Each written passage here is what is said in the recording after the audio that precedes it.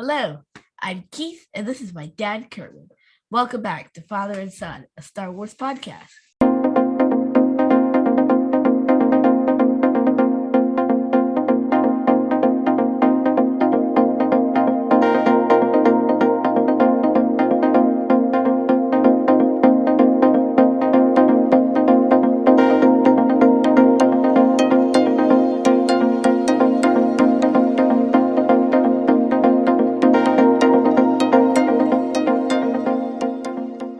Thank you for joining us. Our guest today is artist, actress, and content creator, Catherine LaSalle. Catherine is a graduate of the Tyler School of Art at Temple University in Philadelphia, Pennsylvania. She holds a BFA in painting and drawing with a minor in art history. In 2018, Catherine played Padme Amidala in the Star Wars Theory fan film, Vader Episode 1, Shards of the Past. The film became a massive hit on YouTube, and to date has over 26 million views. Catherine also has a YouTube channel that currently has 31,000 subscribers. Catherine, welcome to Father and Son, a Star Wars podcast. Wow, thank you so much for that introduction. Oh my goodness. No problem. I'm so excited to be here. Thank you both so much for having me. Thank you. We're glad to have you as well. I want to start off by saying, you and I have something in common. We both graduated from Temple University. Go Owls, let's go. I actually wanted to ask you guys because I was watching your Philly Fan Expo panel, and I was like, I have to ask them because I grew up in the Philadelphia area and went to Temple. That's so great. Oh my goodness, what a small world. Yes, absolutely. Absolutely. I'm actually originally from Brooklyn, and I decided that I wanted to go to Temple. So I did go to Temple and graduated. And I lived in Philadelphia in the Delaware area for quite a while, then moved back up north to North Jersey. And then just 4 years ago, my family and I moved back to the Pennsylvania area. Wait, when you said let's go, that reminded me of Dream. Dream? Yeah, Dream. Who said let's go? Dream. Let's go! Let's go! Who is Dream? Dream, the Minecraft YouTuber. Oh, Minecraft YouTuber. Okay. Oh, Known for his manhunts. All right. Yes, we're going to get in a manhunt. We're going to get in a Minecraft joke. oh, that's so great. Keith loves Minecraft, so that's fine. Maybe you can ask Catherine if she's a fan of Minecraft. Well, have you played Minecraft before? I have never played because I'm scared of there's like monsters in that game, right? Aren't there? Yes, but if you play a peaceful mode, there aren't any. Oh, there's a peaceful mode. Oh, I did not know that. Oh no, I have not played, but my fiance's brother is a huge Minecraft fan, so I've heard about it from him. All right. Yeah, the monsters are kind of creepy. Okay. Yeah. Catherine, you say you grew up in the Philadelphia area. What part of Philadelphia did you grow up? I grew up in the suburbs. Everyone from my town says we grew up in Philly because it's cooler to say that than to say our small town that where we were from. But we're on the SEPTA line to get into the city, so I was very close to home going to Temple. So yeah, I always just kind of cheat and say that I'm from Philly, but we're really from like 30 minutes out north of Philly. Yes, yeah, we're north of Philly. Mm-hmm. Yeah, we do the same thing. I mean, we don't live that far from the city. We're about 35 minutes outside of Philly, but it's a part of the suburbs, the Philly suburbs. So that's what we do. Yeah. And when you graduated from Tyler, did you move directly to LA from Philly? No. So I graduated a semester early. So I was going to take that following semester off to just like decompress and figure out what I wanted exactly to do with my life with an art degree, because it's not exactly a typical career path with a kind of set ladder of how to get a job or anything like that. So I was living with my family, and then March 2020 happened, and we were all my semester of relaxation turned into like 6 months of relaxation, not planned with my parents, but it was me, my brother, my younger brother, both my parents. my sister-in-law and my 6-month-old niece at that time all living under one roof. So that kind of inspired me to be like, all right, let's maybe move. Like my fiance and I we had talked about moving to LA. So that was kind of the force we needed to initiate a spontaneous move. How did your love for art start? Ooh, good question. I think I was like 3 years old. I think since I was a toddler, and my parents will attest to this. I have just always been passionate about it, and was torn when I was in high school, deciding whether I wanted to pursue fine art or the performing arts, because I love acting as well. So it was a big decision for me, but fine art has always been like my first love in life. And I've just always loved painting and drawing and really wanted to get better at it technically. So that's when I decided to go to Tyler to pursue a BFA in painting. But then I always, of course, still had the acting bug. So that's why we were like, we can go to college and then figure it out from there if we want to pursue some acting as well. Yeah.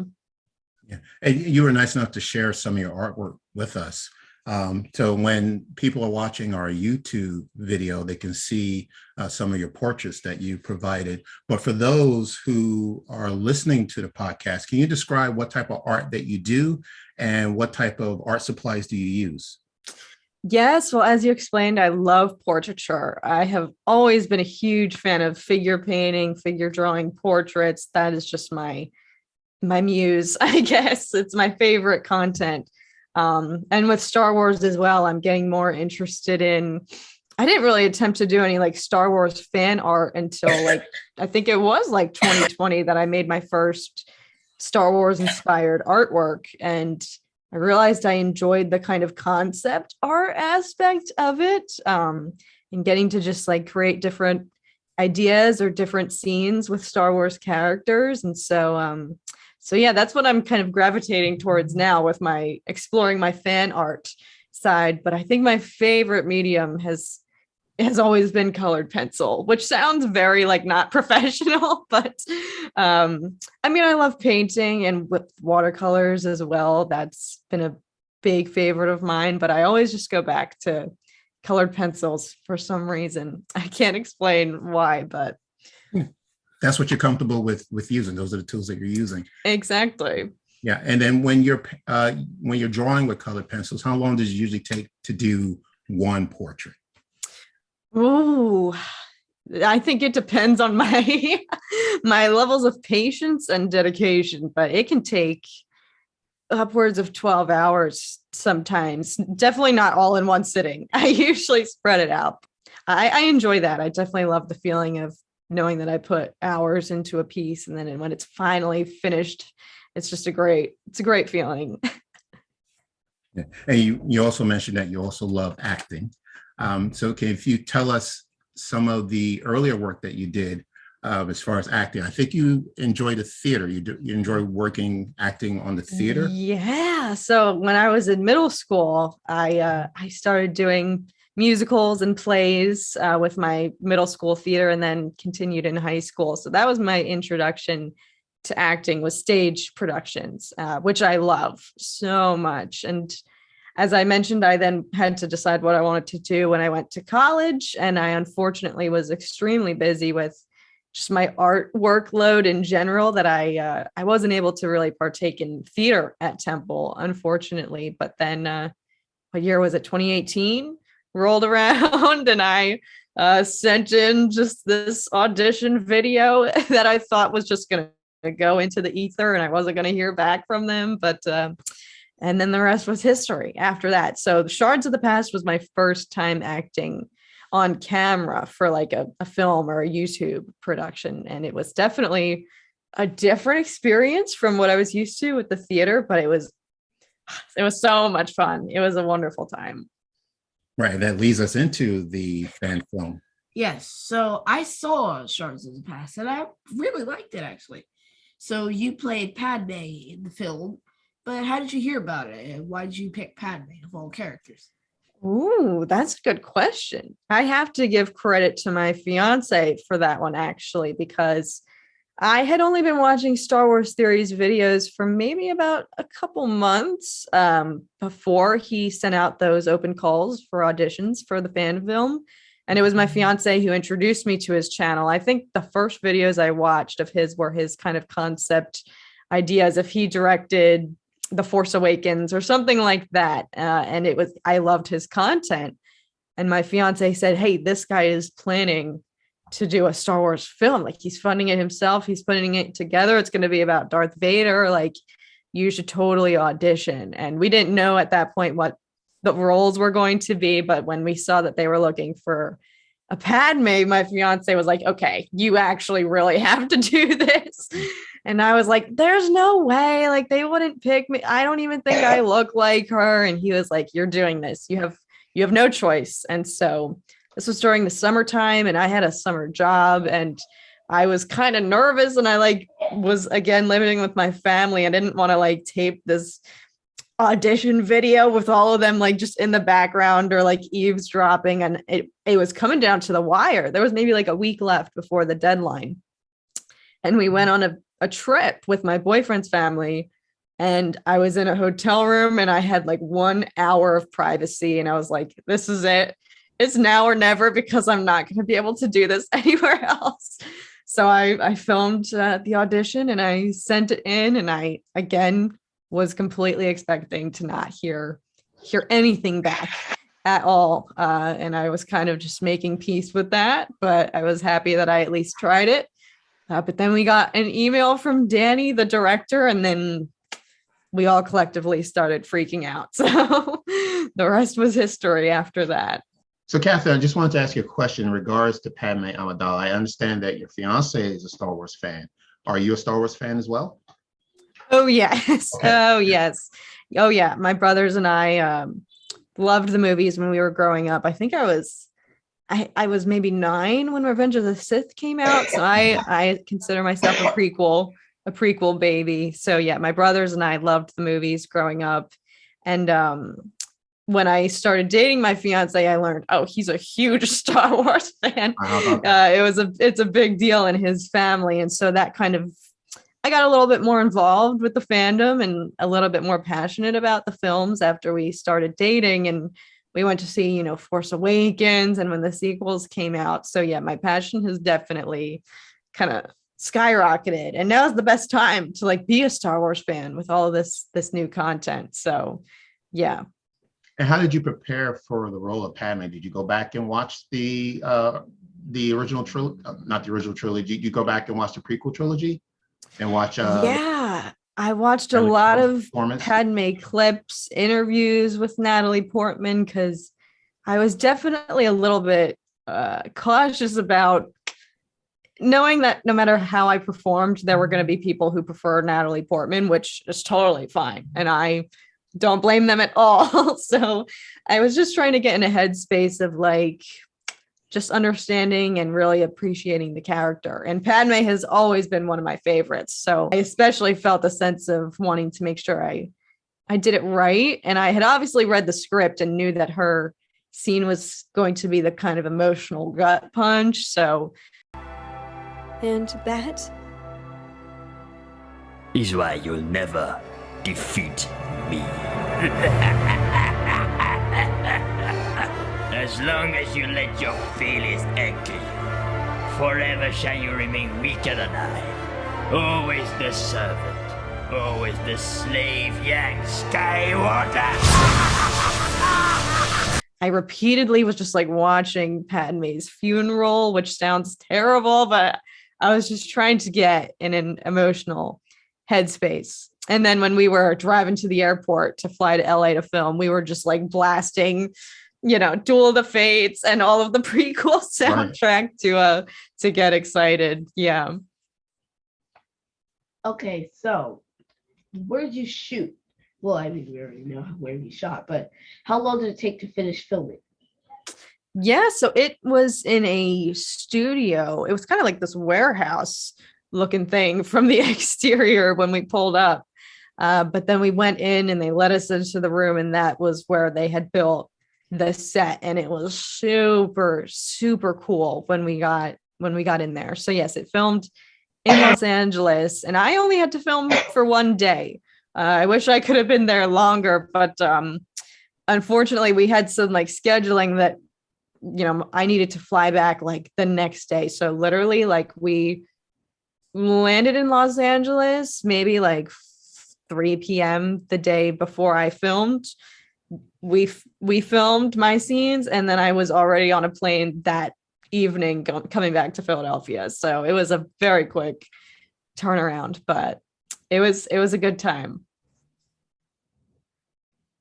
So the film became like a YouTube hit, but currently the film has gotten over 26 million views. So how's it feel to be part of something that big that's been seen so many times? Yeah, I sometimes forget, honestly, that I was a part of it because I'm just a fan as well. Like I was excited for it to premiere just because I wanted to see it from a fan perspective, not even considering like that I was in it and a part of it. But yeah, it's crazy to think it's already, I can't do math, but it's 2022 and that was like 2018 when it came out. It's crazy to think how much time has passed, but sometimes we'll just go and we'll rewatch it and just like reminisce about it. It was definitely awesome to see when it was trending within the first initial few days after it had premiered. It was just like, it was mind blowing. Like we knew it was going to be hopefully a hit, but was not expecting to make it on the trending page. That was just the coolest experience. And what was the feedback that you received from the viewers or your family or friends? What did they have to say about your performance? My family threw me this huge surprise party when I got back from the premiere night, because we had seen it at the premiere and then it was launching on YouTube the following day. So my family had this huge surprise party for me to watch it when it dropped on YouTube. And I think we were all up. My mom and I were up that night till like 4:00 in the morning, reading the comments. And we were all just kind of like, attached to our phones, looking at what the reception was. But yeah, my family was definitely very excited. And now it's kind of become a thing that I'm like the big Star Wars fan now in the family. Whenever they need a gift idea for me, they just get me something Star Wars related. But yeah, it was definitely, everyone was so excited. I mean, we're excited for like episode 2. Like it's definitely become quite the thing in the family. And to repeat, in regards to the type of film that was done, it's called a fan film, which means that unfortunately the creators of the film were not able to profit from the film because the property is owned by Lucasfilm. So there was no profit made from creating this film. So all they could do is just upload it to YouTube and get viewership. And I take it that even the actors were not paid anything. However, because you were in this film that's been seen 26 million times, is giving you some recognition. Yes, just a little we bit were paid. Yeah. We did get paid. They did have a budget to pay everyone involved. Oh yeah, hey. Everyone was getting paid for their time. But it was interesting because you could tell. So Star Wars Theory, when I met him, I will say this like till I die, but I fully believe like he was so genuinely just passionate about doing that for the fans. And when I met him on set and was hearing from him and getting to know him a little bit more, like he's so down to earth, so humble about the whole thing. And he truly, genuinely just wanted to create something that everyone could enjoy collectively. And he obviously knew he wasn't going to be reaping any YouTube revenue from it, but you could tell that was not even a thought in his mind. He could have cared less about that and really just wanted to create something for the fans. And I think that's kind of the beauty of like the fan made content. It's, you're not really getting any profit off of it necessarily, but clearly it's something that people are still enjoying today. As you said, it's got 26 million views. So that in itself was the most rewarding part of it, more than any paycheck, I think, could have been. Yeah, that's incredible. And soon after, you created your own YouTube channel. Now, did you create the channel due to the recognition you were getting from being in the fan film, or did you have plans to create a YouTube channel prior to?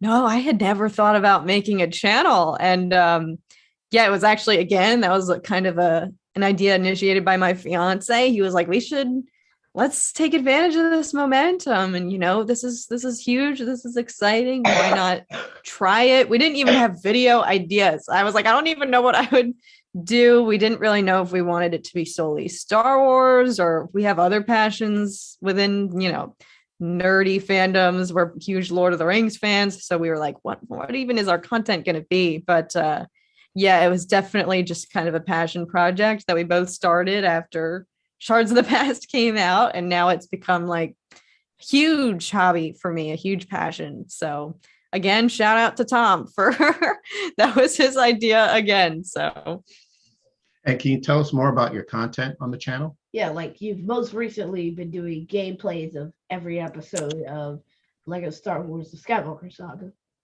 Yeah, so I think it's safe to say my content's stuck in the Star Wars niche. I want to branch out as we're getting some more, the Lord of the Rings series, Game of Thrones series are coming out this year. But yes, I think my bigger videos are my reaction videos, which I at first was hesitant to start filming, but people seem to enjoy them. And I think people just like to see someone else sharing the same level of excitement and emotions when a trailer or something comes out. So yeah, reaction videos, gaming has become a big part of the channel. And I have very few sprinkled in. I would like to try to do more, but a few art time lapses of some of my Star Wars inspired artworks on there as well. So it's kind of I guess I would categorize it as, yes, a Star Wars fan channel, but lots of different types of videos, I guess. And how often are you dropping content on your channel? I definitely need to have more of a schedule. I try to stream regularly because we honestly genuinely I don't even like to call them subscribers. I just call everyone, they're our friends, on the channel who follows. So we like to just interact with everybody because everyone's so awesome in the Star Wars community that we have. I like to call it our little corner of YouTube. So I try to stream every week-ish, maybe. I sometimes stray from that. And I would like to try to make more videos. I mean, this was my New Year's resolution, and I haven't really upheld it too much, but I try to not ever go too long without posting a video. Sometimes life gets in the way, but I try to do it. I try to keep it regular. That's understandable. And one of the things that you do on your channel, one of the contents that you created is trailer reaction.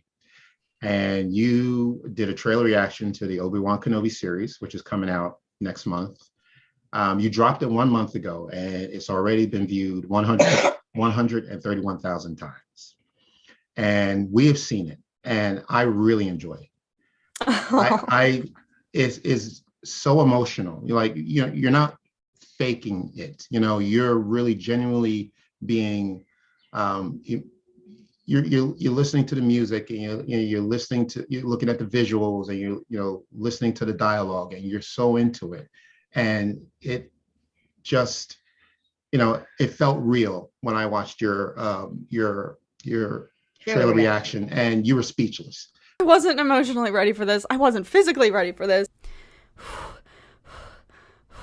Just that's all. I'm not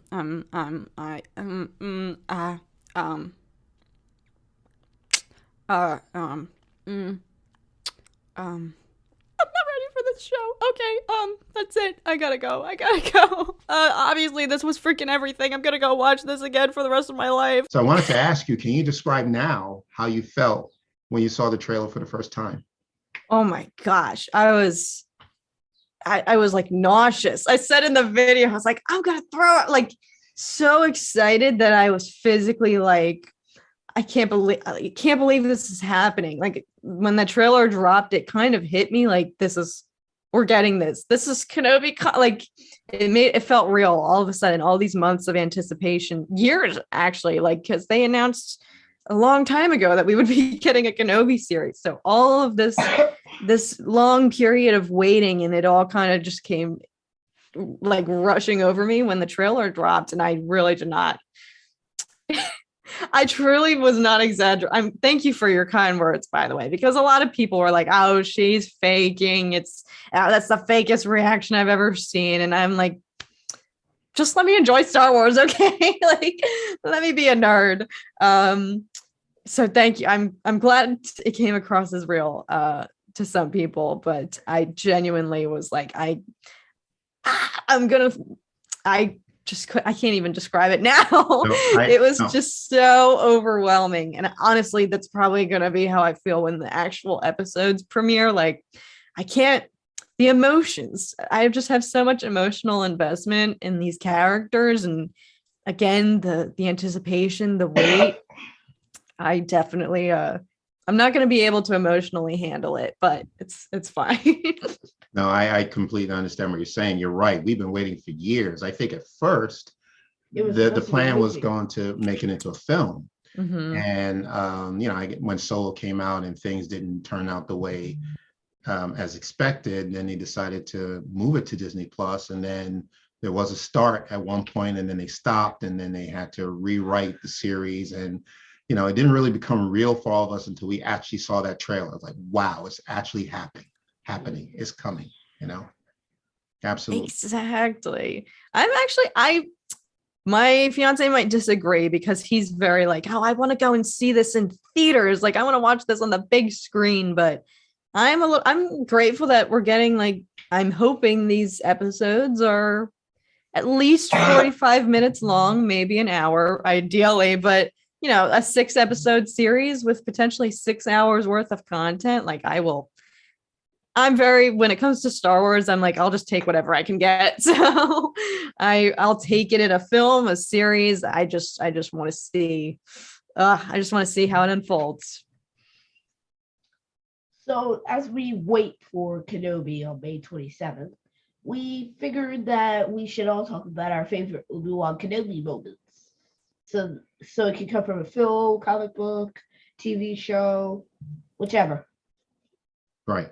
So what we have is we have 3. We listed 3, but we'll see if we can. We'll start with 1, see how it goes. All right. And so we've each picked out our favorite Obi-Wan Kenobi moments. Yeah. All right. So Catherine, if you would like to start, if you could tell us one of your favorite Obi-Wan Kenobi moments. I think the first one that came to mind was Revenge of the Sith, when Obi-Wan goes to Padme and is looking for Anakin. And when he discovers or realizes that Anakin is the father. I mean, I think his performance in that scene, you can just tell he's masking so much pain and anguish, and he doesn't want to have to do this. Like, his delivery in that scene really just gives me chills every single time. Yeah. Mm-hmm. Mm-hmm. Yeah. The part when he finds out that he is a father, and what was the exact line? I think he said, "I'm sorry for you." I'm so sorry. Yes. And he walked out, and she knew exactly what that meant. Yes. Yeah.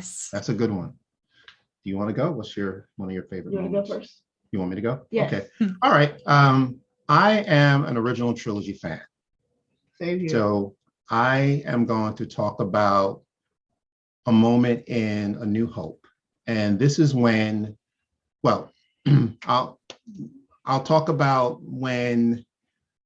I'll talk about Obi-Wan's thinking, his what was in his mind, his thoughts in regards to what he wanted to do, what he wanted Luke to do. So for 19 years, we know that Obi-Wan has been looking over Luke on Tatooine. And now here's a moment where he's actually talking to Luke face to face, and he's trying to convince Luke to come with him to Alderaan. He's trying to figure out, how am I going to get Luke off this planet so I can, show him what his purpose is. And when events happen that Luke did decide to go with Obi-Wan to Alderaan, their plans to get to Alderaan failed unfortunately, because Alderaan, we know what happened to Alderaan. At that point, and I'm thinking that Obi-Wan knew that what this meant was he was going to have to face his former apprentice. Like he's going to have to face Darth Vader again. And he's probably thinking in terms of, okay, well, I have a plan of what I want to do, Obi-Wan, what he wants to do, and what he wants Luke to do. So when he gets to the Death Star and he is ready to face down Darth Vader and they have that lightsaber battle, I think what Obi-Wan is thinking is that he knows that his life will eventually come to an end. And even before they left for Alderaan, one of the things that Obi-Wan said to Luke is, well, I'm getting too old for this, about going to Alderaan and, trying to save the princess. So Obi-Wan had a plan as to how he wanted to go out. And as long as he was able to get Luke to just take him along with him and to be on this journey with him, that Luke will take over when he's gone. So when we had that moment when Luke, Han, and Leia are running out, they're running back to the Falcon, and Luke turns around and he sees Obi-Wan with Darth Vader, and Obi-Wan gives Luke a look, and Luke looks at Obi-Wan, and then Obi-Wan says, he has a smile on his face, like he's satisfied, like this is what I wanted. This is how I want to go out. And then when he puts up his lightsaber and Vader strikes that final blow, that was it for him. And I think that was just... Well, it wasn't it. He's a Force ghost. Well, right. That's true. Physically. Right. And he felt that, I understand that he did that because he thought he could be a better help to Luke being a Force ghost rather than being in his physical form. But just the fact that Ben thought about how he wanted his life to end was very poignant. I thought it was just very emotional how that happened. So he had a plan, and this was his plan to make sure that Luke had what he needed to go to the next level, to become a Jedi, to learn about the Force, and to face his father eventually. So that's my story. Wow, that's a good one. That's a good one. Everybody's got emotional moments so far. What do you have? This is from a comic. Okay. So this is Star Wars number 20, when Obi-Wan and Black Chrysanthemum are fighting. Nice. So like Obi-Wan is using the Force to hold Owen, like Owen Lars, off the edge of the cliff while he's fighting Black Chrysanthemum. Yes. That was I thought that was pretty awesome. Now, because it's in the comic books, I don't know if a lot of people have actually read that issue. I don't know, Catherine, if you're a comic book fan. I've seen Star Wars Theories videos where he details that exact one you're mentioning. Right. Okay. And he's in a battle with Chrysanthemum, and Chrysanthemum is also battling Owen Lars. Yeah. And they're all fighting. Right. And then Chrysanthemum actually throws Owen off a cliff. Yeah, and Obi-Wan is able to suspend him right there. As he's fighting Black Chrysanthemum. That was pretty cool. So I take it you were excited to see Chrysanthemum in the book of Boba Fett. Yeah. Absolutely. That's awesome. That's good. All right. So you want to do one more? Let's do one more. All right. One more round. Okay. Yes. Do you want to start this time? We'll go backwards. Okay. So my second moment, this one's from the Clone Wars, season 3, episode 2. So Obi-Wan and General Grievous, they're all fighting, and it's I thought that was pretty awesome because it's a heated fight, and Obi-Wan is just getting knocked around, but he still manages to overcome Grievous and keeps fighting them. It's it takes courage to be able to do that, and just. When he comes in, he just delivers this one-liner, and he says, "All too easy." Define easy, General. Kenobi. And then starts fighting Grievous, and I'm oh, nice. Yeah, that was it. That was cool. That's a good one. That's a good one. I like that one. Okay, so my moment is from episode 3. Revenge of the Sith, and this was on Mustafar. And again, another emotional moment, but that's that I thought it was very memorable.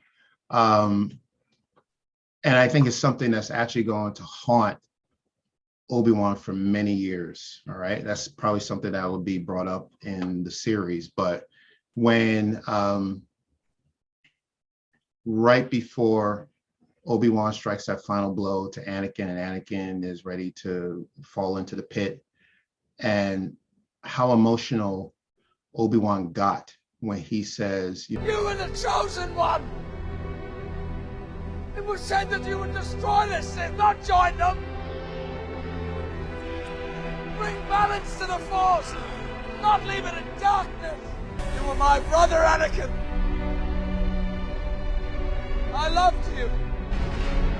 Just Ewan McGregor's performance in that, like he felt it, like he was so disappointed in what was happening with Anakin, and picking up Anakin's lightsaber and walking away. And I'm wondering now if he regret doing that, because although his plan was to destroy Anakin, did he maybe have a split second to say, well, you know what, I can't let him go out this way.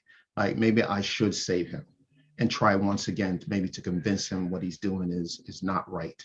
But he didn't do that, and I think that will be a regret for Obi-Wan, which will be brought up in the series. But I think that was a very good moment. Yeah, that's another moment for me. Good. Well, it's a great scene, very emotional scene. I loved Ewan McGregor's performance in that. Okay. No, I agree with you completely, Kerwin. I'm like, why? It felt so out of character that he would have just left Anakin there to suffer. A part of me believes that he left him alive for a reason, or knowingly walked away, knowing he was potentially Anakin was still alive. So I will see how that plays out in the Kenobi show. But you're right. I hope we see some of that haunting him in the series. I think my other favorite, I'm gonna go similar to Keith with the Clone Wars. I don't have exact episode or season memorized. I should have been more prepared, but it is when Kenobi confronts Maul again and learns that he is alive for the first time. That moment, and his line, I can't remember the exact line, but he says, that may be so, but I've defeated you before and I can defeat you again. And that you can just tell this epic duel is about to ensue. That moment as well. Darth Maul is like, I love the two of them. So that entire arc between the two of them for the remainder of the Clone Wars is, I love it. Yeah. Wonderful. These were good. I mean, I know we can go on and talk about but that would make this episode about as long as an Earth Day. Okay. Catherine, this has been fantastic. Thank you so much for being on our podcast. Thank you.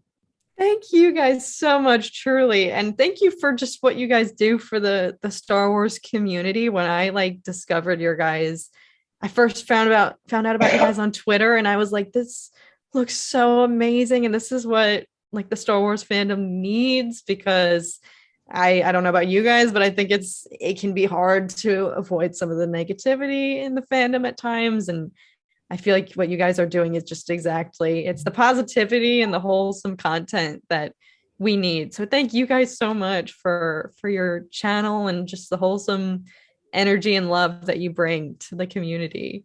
Well, thank you. We appreciate that. Thank you so much. And where can people find you? Oh, so you can find me on YouTube. It's just my name, right? Catherine LaSalle. My channel name is Catherine LaSalle. Instagram is Cat LaSalle 2. And I have a website that has all my other links. If you just want to go there, it's catherinelasalle.com, where I also sell prints of my works if anyone's interested. So. Okay. Any upcoming projects, anything that you're working on that you could tell us about? I do have a film that I am filming next month in May. It's actually a horror project, which is very exciting. So that's actually the first project that I've booked since I moved to LA to pursue acting. So I'm incredibly excited about that, and hopefully going to Celebration at the end of May. We'll see. I might have some conflicts, but I have tickets for now. So Okay. yeah. Wonderful. And then Keith, where can people find us?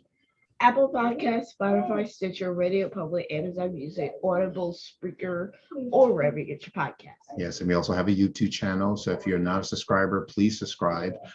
Tell all your friends and family, coworkers about our channel. We also have a website. BallanceGalaxy.com. That's right. And we're on the socials. Facebook, Twitter, and Instagram, all at Balance Galaxy. Yes. And then we'll put your information, Catherine, in the YouTube description so that they have your address as well. So they can look at your artwork and look at what you've done, body of work. So Thank you far. so much. Yeah, absolutely. Thanks. So we wish you the best, much success to you. Thank you guys. I Right. appreciate it. All right. Thank you again. So that is it for this episode. Thank you once again to Catherine LaSalle for being our guest. So until next time, everyone, please take care and we will see you again.